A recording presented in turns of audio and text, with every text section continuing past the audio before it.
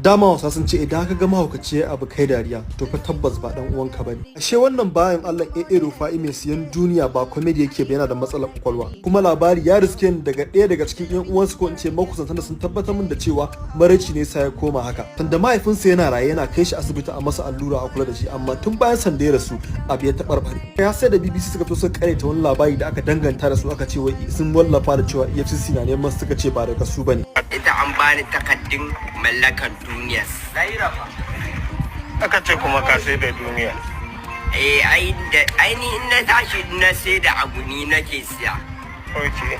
Yanzu fi sabilillahi idan dan uwanka ne ko kuma wanda ka sai ne na jininka, zaka ji daɗi ana yi masa dariya iya wannan abu. Kuma wannan AA Rufa'in ma an ce yana da ilimin shi, ko lokacin da suna makaranta ba ma ya zuwa makaranta akan lokaci saboda kullum sai babansa ya je an masa wannan allura ko mene tukunne yake zuwa makaranta. Maraici ne yasa ya fada wannan halaye. A'udhu billahi minash shaitanir